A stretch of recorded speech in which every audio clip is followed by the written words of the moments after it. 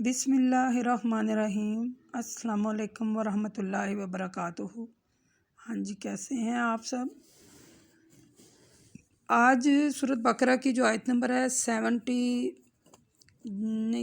89 اور 90 ہے، ٹھیک ہے۔ سورۃ بقرہ کی آیت نمبر 89 اور 90 آج ہم آپ کو پڑھ کر سنائیں گے، ترجمہ، تشریح اور تفسیر بھی اس کی کریں گے۔ اللہ تبارک و تعالیٰ سے دعا ہے کہ ہمیں صحیح پڑھنے کی توفیق عطا فرمائے اور عمل کی بھی توفیق عطا فرمائے۔ تو چلیں شروع کرتے ہیں۔ بسم اللہ الرحمن الرحیم۔ وَلَمَّا جَاءَهُمْ كِتَابٌ مِّنْ عِندِ اللَّهِ مُصَدِّقًا لِّمَا مَعَهُمْ وَكَانُوا مِن قَبْلُ يَسْتَفْتِحُونَ عَلَى الَّذِينَ كَفَرُوا فَلَمَّا جَاءَهُم مَّا عَرَفُوا كَفَرُوا بِهِ فَلَعْنَةُ اللَّهِ عَلَى الْكَافِرِينَ بِئْسَ مَا اشْتَرَوْا بِهِ أَنفُسَهُمْ أَن يَكْفُرُوا بِمَا أَنزَلَ اللَّهُ بَغْيًا أَن يُنَزِّلَ اللَّهُ مِن فَضْلِهِ عَلَى مَن يَشَاءُ مِنْ عِبَادِهِ فَبَاءُوا بِغَضَبٍ عَلَى غَضَبٍ لِلْكَافِرِينَ عَذَابٌ مُہِینٌ۔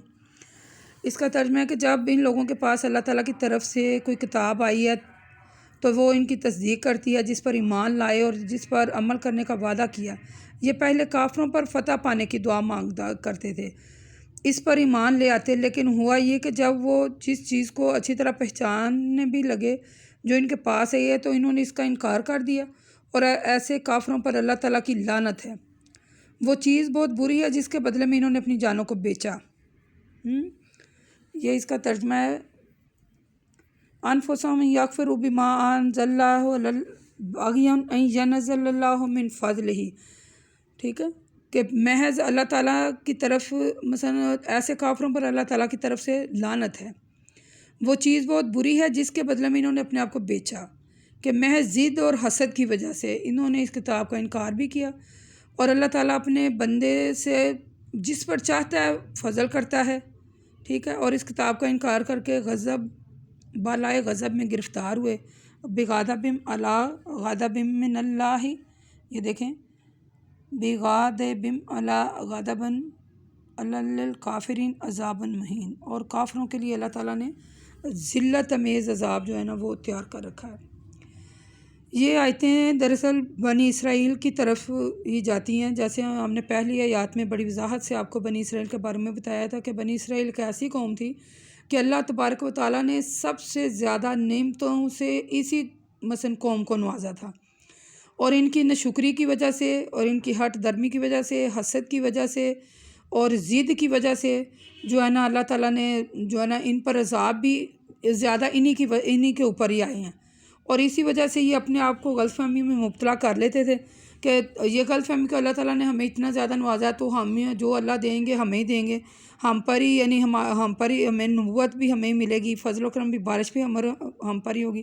لیکن ایسا نہیں ہے، جس کو اللہ تعالیٰ قرآن پاک میں کہہ رہے ہیں کہ اللہ کا فضل، اللہ اپنے فضل سے اپنے بندوں میں سے جس پر چاہتا ہے اس پر جو ہے نا وہ فضل کر دیتا ہے۔ قرآن مجید نازل ہوا ہے تو بنی اسرائیل کی کتاب کی تصدیق بھی اس میں ہے، ٹھیک ہے۔ بنی اسرائیل مثلا جو تھے وہ اس پر ایمان بھی لائے اور عمل بھی کیا، انہوں نے عہد بھی کیا، لیکن وہ دعائیں بھی مانگتے تھے، اس کی فتح کی، لیکن قرآن پاک جو تھے وہ ان کی علامات کو دیکھ کر، قرآن پاک میں جو علامات ہیں وہ دیکھ کر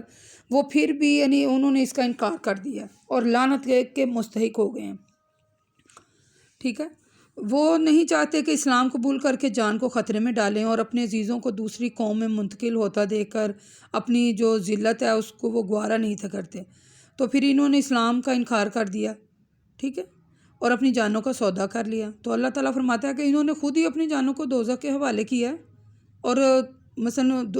دنیا خرید لی ہے انہوں نے، آخرت کے بدلے میں دنیا کو ترجیح دی ہے۔ تو اللہ تعالیٰ جو ہے مثلا جس دنیا کے بدلے انہوں نے اپنی جانوں کو تباہی میں ڈالا ہے،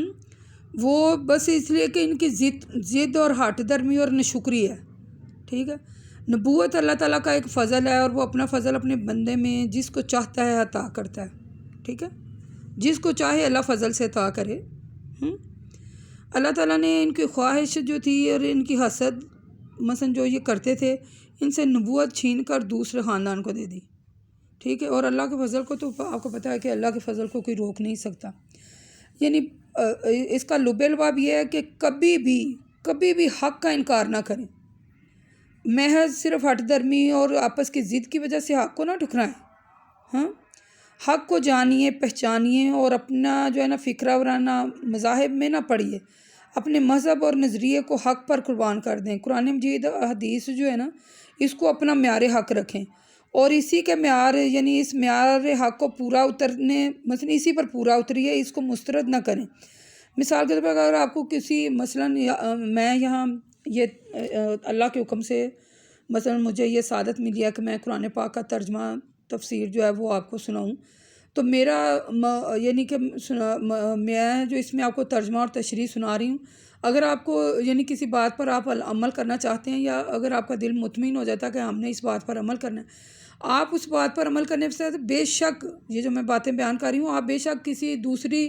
جو تفاسیر ہیں ان پر بھی میری اس بات کا مطالعہ کریں کہ ان میں اللہ تبارک و تعالیٰ نے کیا فرمایا۔ 2-3 تفاسیر کا مطالعہ کر کے آپ بات پر یعنی کہ عمل کریں، اپنی ضد اور محض ہٹ درمی کی وجہ سے اڑے نہ رہیں، بلکہ جو قرآن پاک حکم دے رہا ہے اور جو حدیث کے الفاظ آئے ہیں ان پر عمل کر کے اپنی زندگی کو سنواریں اور اپنی آخرت جو ہے اس کو مثلا اپنی آخرت کو سنوار لیں۔ نہ کہ بندہ اپنی بات کو سمجھنے کی کوشش کریں، اس پر عمل کرنے کی کوشش کریں، نہ کہ اپنی جو آباء و اجداد کی باتیں ہیں ان پر جناب ہٹے ڈٹے رہیں کہ ہم تو ایسے نہیں۔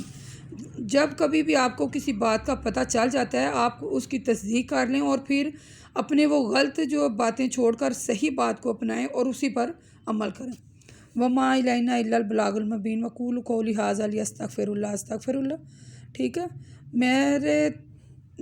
یعنی کہ ہر ویڈیو کے آخر میں میرا یہی ہوتا ہے کہ ہمیں کمنٹ کریں